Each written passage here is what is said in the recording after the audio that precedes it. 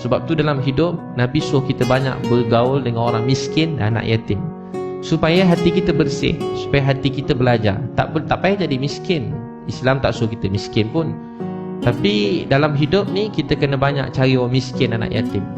Anak-anak selalu tanya, ayah apa tu kaya? Kawan saya kata pistol saya lagi murah daripada pistol dia. Bapak dia orang kaya ya ayah, kan?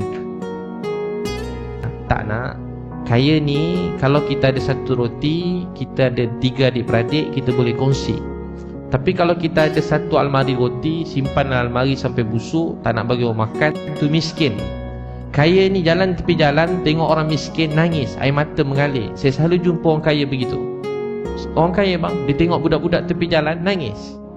Saya cerita begini, baru cakap orang kaya-kaya tu semua nangis. Itu orang kaya. Dia dengar tu nangis, dia tak tahan dengar. Saya tanya dia, minta pendapat, dia dah nangis dah bang. Dia nangis kuat-kuat sebab dia kaya kat sini.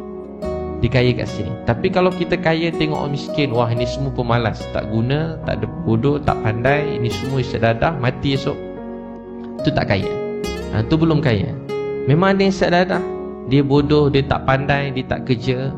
Tapi kita yang pandai, yang cerdik, yang berilmu, kita yang hebat, banyak belajar ni, apa kita buat untuk bantu dia? Kita dakwah dia, kita bantu dia, kita bimbing dia, kita bawa dia dekat dengan Allah. Jadi kaya tu apa sebenarnya? Dulu kita makan sepinggan, makan dengan mak ada kat sebelah, tak cukup, satu keluarga makan sepinggan. Kita makan oleh mak. Sekarang kita makan daripada sini sampai belakang orang hidang makan.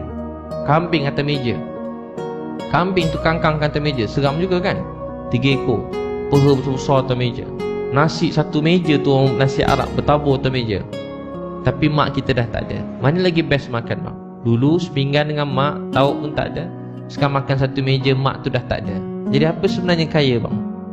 Ya, kaya ni abang kakak, bila kita belajar mensyukuri apa yang kita miliki dalam hidup, dan kita terima apa yang terjadi, apa yang terjadi, apa yang terjadi.